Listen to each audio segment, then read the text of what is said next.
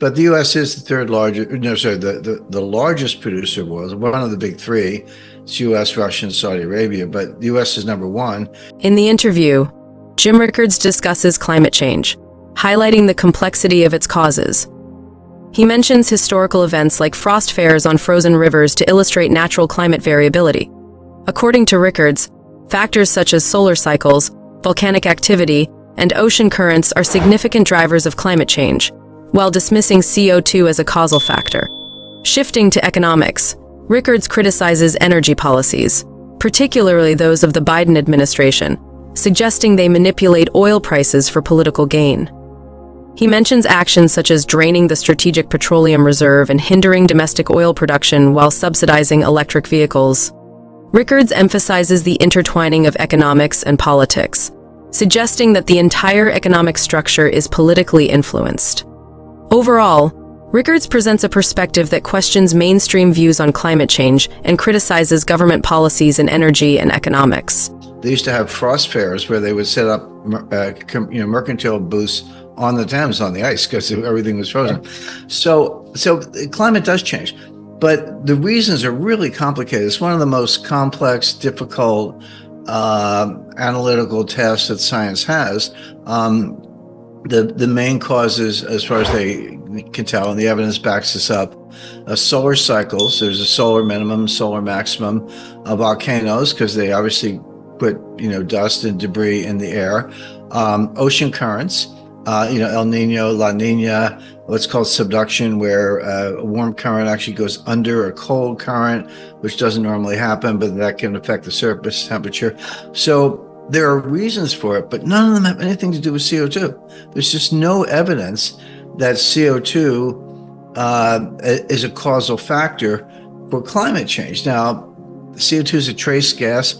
By the way, it's plant food. I mean, we breathe oxygen and exhale CO2. Plants absorb CO2 through photosynthesis, and they produce oxygen, which we need to breathe. And also all the food that we eat comes from plants directly or indirectly. So there's an argument for maybe we need more CO2 in the atmosphere, or else we're going to kill all the plants and starve ourselves to death. So that's the science. That's real science. But people have been intimidated from saying it. They lose. Their papers don't get published. They don't get the research grants. They don't get the faculty positions. They don't get career advancement because there's this literally a mob mentality against anyone who disagrees with the consensus. The good news is it's starting to change. I always say you can have your narrative and you can have your myth, but at some point you run headlong into reality. And now reality is starting to catch up. The UK recently had an auction of rights to put up windmills in the North Sea. There were no bidders. The companies that do this, there aren't very many of them, but they're in Germany, France, the US, and a few other places. It went no bid because the companies said, well, you not only want us to put up these windmills, which are incredibly expensive, not to mention the fact that they're ugly and unsightly and they kill whales and they kill birds, put all that to one side. You want us to do this, but you want to cap what we can charge the customers for the electricity, and we can't make money. So again, whether you think it's necessary or not, even if you're in the commercial business of building windmills, they're not putting them up. So the whole thing is starting to fall apart. Joe Biden drained our strategic petroleum reserve to lower the price of gasoline during the midterm elections in 2022. Well, what more blatant example can you think of basically manipulating the price of oil? It gets manipulated for a lot of other reasons, but the U.S. is the third largest, the largest producer of oil. One of the big three. It's U.S., Russia, and Saudi Arabia, but the U.S. is number one in terms of producing oil. But Biden has done everything he can to handicap that. Shutting down the Keystone XL pipeline, denying new exploration leases on federal land for oil and natural gas, denying offshore leases for, again, oil and natural gas in the Gulf of Mexico or off the east coast of the United States, et cetera. Plus, on the other side, subsidizing electric vehicles, the batteries, You get tax credits for putting up solar cells, et cetera, et cetera.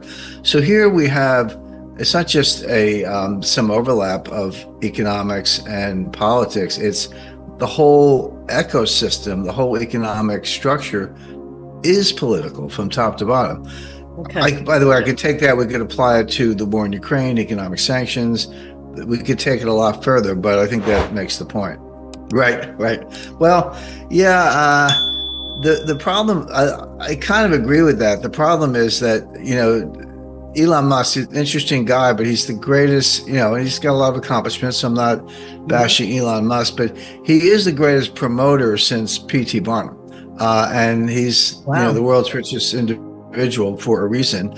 But he was smart enough to say, well, look, if the government is dumb enough to subsidize what I'm doing, then I want to do that because,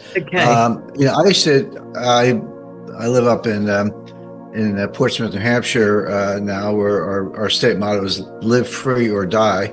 So it's I can kind of perfect for you. Get in sync with that.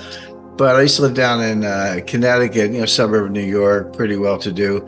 And every time I saw a Tesla, and there were a lot of them, I wanted to pull the driver over and ask for my $7,000 back, because that was the per vehicle subsidy that if you bought a Tesla until very recently, you got a $7,000 tax credit, and I'm a taxpayer.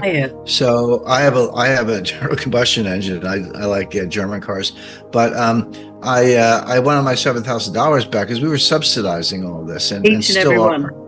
Right. So again, this is not a case of enacting an abstract policy such as tax rates or a lot of other things you can think of, and then the economy, the free market economy, goes from there with this new law in mind. This is much more invasive, much more extensive.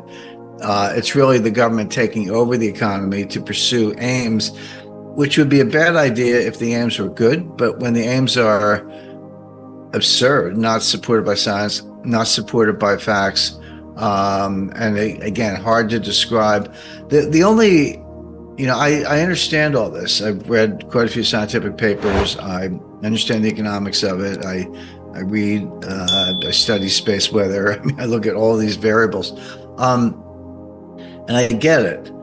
But what I don't get is why. If the evidence is kind of all on one side, and if the case for the Green New scam doesn't hold up empirically or analytically, it's really more based on propaganda, which I think it is, although people are starting to wake up to it.